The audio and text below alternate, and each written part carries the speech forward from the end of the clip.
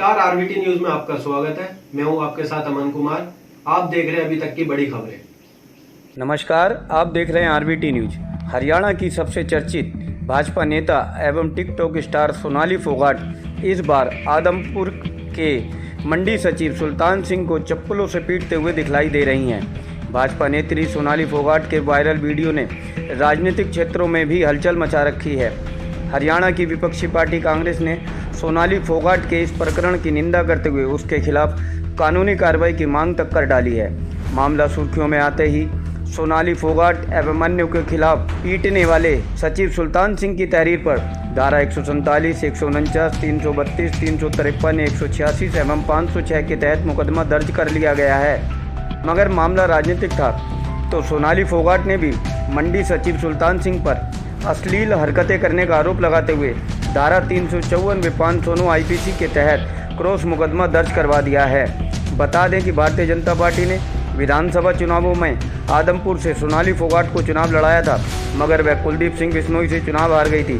भाजपा नेत्री ने बताया कि वह किसानों के कहने पर उनकी समस्याओं को लेकर मंडी का दौरा करने गई थी, मगर किसानों की मूलभूत समस्याओं को लेकर मंडी सचिव सुल्तान सिंह के हरकतों पर उन्होंने उसे चप्पलों से पीटा था। बहरहाल मामला राजनीतिक है तो समझौतों की संभावनाओं से इनकार नहीं किया जा सकता, मगर कांग्रेस इस मामले को मुद्दा बनाने में जुटी हुई है। कांग्रेस के राष्ट्रीय प्रवक्ता रणदीप सिंह सुरजेवाला ने इसे राज्य सरकार की गुंडागर्दी बताते हुए तत्काल मुकदमा दर्ज कर सोनाली फोगाट को गिरफ्तार किए जाने की मांग की है। तो वहीं दूसरी ओर हरियाणा कांग्रेस की अध्यक्षा एवं पूर्व सांसद कुमारी सैलजा ने भी सोनाली फोगाट की इस कायराना हरकत की निंदा करते हुए इनके खिलाफ कार्रवाई की मांग कर डाली है। वैसे सोनाली फोगाट की इस पिटाई की घटना से सरकारी कर्मचारियों में भी विरोध व्याप्त है। वह हरियाणा प्रशासन के आदेशों का इंतजार कर रहा है। बता दें कि हरियाणा के मुख्यमंत्री मनोहर लाल खट्टर ने इस पूरे मामले की रिपोर्ट अपने पास मंगवाई है। तुम्हारे जैसे लोगों के लिए करती हूँ, हाँ?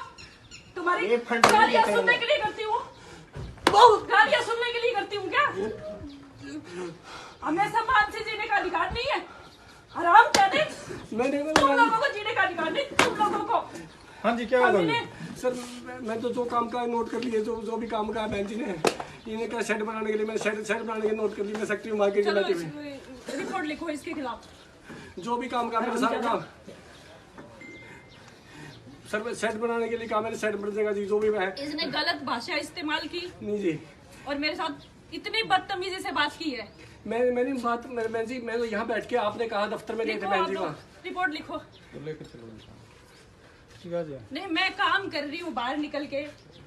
सर क्या समझ रखा आपने मुझे? सर सुबह मैडम जी 10:03 पर मेरे स्टाफ वालों का फ़ोन आया कि हिसार मार्केट कमेटी में आई हुई हैं। मैं तुरंत स्टाफ वालों को कहा कि कौन है, बोला श्री सोनाली मैडम जी हैं, उन्होंने आदमपुर से चुनाव लड़ाया। मैं क्या उनको चाय पानी पिलाओ, मैं तुरंत ऑफिस पहुंच जाता हूँ, मेरे को स्कूटी पे ले जाओ। मैं वहाँ पहुंचा, आधा घंटा हमारी बहुत नॉर्मल बात हुई, प्रोक्योरमेंट के बारे में सारी बातें बताई। तो उन्होंने कहा कि आदमपुर में चने की खरीद क्यों नहीं हो रही है। मैंने कहा मेरी तरफ से पूरी तैयारी है मैम, हमने मैप भी जारी कर रखा है और खरीद एजेंसी हैफर्ड ने मना किया कि वहाँ शेड नहीं है। तो वो सारा आफ्टर ऑल वो बोले कि वहाँ का दौरा कर लेते हैं आदमपुर, वहाँ अपने बालसमंद का।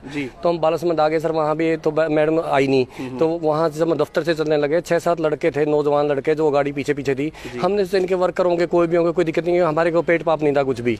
तो वो हिसार से ही साथ में चले हुए थे। तो यहाँ आके मैडम आधा घंटा बाद आई हमारे बाद में। तो उनके साथ 4-5 गाड़ियाँ थी और वो आके उन्होंने खरीद के बारे में सारी बातें की। आरतीयों ने भी बड़ी प्रेज की मेरी कि बहुत अच्छा काम किया है। मैडम भी बोली ठीक है, काम कर रहे हो। सारी बात करने के बाद चाय बढ़वा ली आरतीयों ने। तो सर वो मैडम बोली एक तरफ फर्श और दिखाओ मुझे, फर्श बदल दो। मैं कहती मैं जई को बोल करता हूँ। जई को फोन किया तो जई ने कहा कि आदमपुर का जई लगता है छुट्टी आज। मैं कहा मैम जी हम सारी बातें, हमारे मंडी सुपरवाइजर उनकी सारी समस्याएं नोट कर ली, शेड बनाना है, सुलभ शौचालय बनाने हैं और हम सरकार को लिख देते हैं जी बना देंगे, कोई दिक्कत नहीं है। वो बोली फर्श दिखाओ मुझे, टूटा हुआ था सामने 5-7 फुट या 10-15 फुट जाके हम फर्श देखने लगे। तो उन्होंने कहा मेरी तरफ मुंह करके बात करो। मैं कहा मैम जी वो गुंडे जो उनके साथ आए थे वो मेरे पीछे करते, मेरे को शक नहीं था गुंडे हैं कौन है कौन नहीं, मेरे को कुछ भी नहीं था, मैं नॉर्मली बात कर रहा था। मैडम ने कहा कि मेरी तरफ मुंह करके बात करो। मैं कहा हाँ जी मैम जी, मैं बदलवा देंगे, फर्श से कह देंगे। तो उन्होंने मेरे को थप्पड़ मारा कि आप मेरे को गाली देते हो। मैं हैरान रह गया, हस्तपद रह गया कि मैंने गाली कब दी है। मैं इतने में जब मेरे को ये थप्पड़ लगा तो इतने में सारे गुंडों ने मेरे को मारना शुरू कर दिया, सारे ऊपर से नीचे तक बहुत बुरी तरह मारा।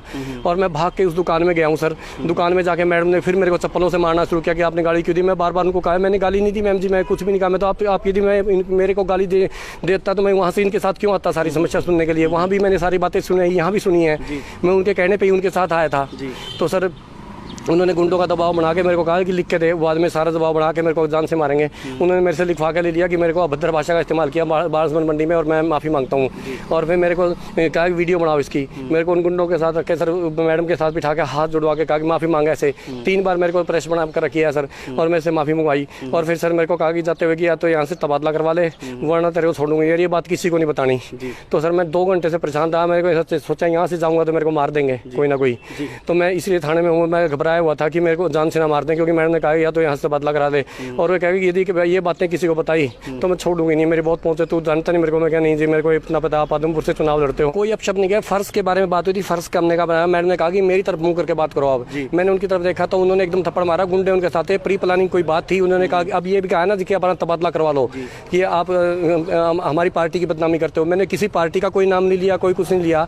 तो उन्होंने कहा कि ये बातें यदि किसी को बताई तो जान से मार दूंगी। यदि मेरे पेट पाप होता मैं उनके साथ वहाँ से यहाँ तक क्यों आता। पूरा रोया। अभी मैं 10 मिनट तक मुझे रिलैक्स करने दो, क्योंकि मैं घबराया हुआ हूँ। मेरे को लगे जान से ना मार दे कोई उनके कार्यकर्ता आके, क्योंकि जो गुंडे थे मुझे उनका सीन अभी भी नजर आ रहा है।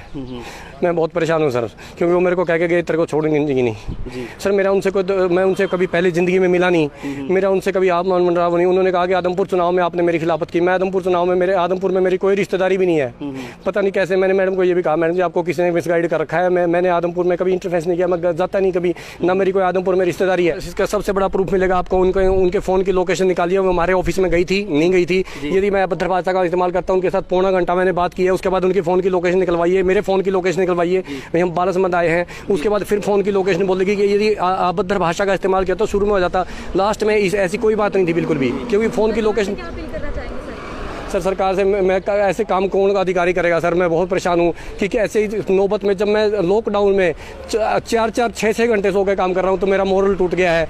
मैं सोचता हूँ आज मैं 2 चीज़ें सोच रहा है, तो मैं सुसाइड कर लूँ या फिर मैं नौकरी छोड़ दूँ। सर मैं इस तरह दबाव में काम नहीं कर सकता। मैं बहुत परेशान हूँ। इस तरह से पहले शेड बनना था, वहाँ गुंडों से पिटाई की। वो मामला जब दुकान के आगे मैं वापस आगे भाग के आया हूँ, फिर उन्होंने अपने बचाव के लिए मेरे थप्पड़ मारने शुरू किए और ये कहा कि आपने बदतमीजी की है। वो बाद में बात की है 5 मिनट बाद। 5 मिनट पहले गुंडों ने जब मुझे पूछा तो स्टेज शेड बनना था, वो वहाँ की थी।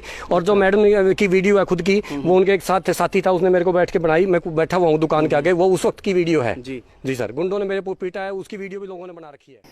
आरबीटी न्यूज आपसे पुरजोर अपील करता है कि घर पर ही सुरक्षित रहे, बिना वजह घर से बाहर रहने के लिए लॉकडाउन के नियमों का पालन करें, मास्क लगाकर घर से बाहर निकले, सैनिटाइजर का इस्तेमाल करें, साबुन से हाथ धोएं, सामाजिक दूरियां बनाए रखिए। देखिए जान है तो जहान है। कोरोना वायरस को अपने पास ना बुलाएं। आप मुझे अमन कुमार को दीजिए इजाजत। ऐसी तमाम खबरों के लिए देखते रहिए आरबीटी न्यूज।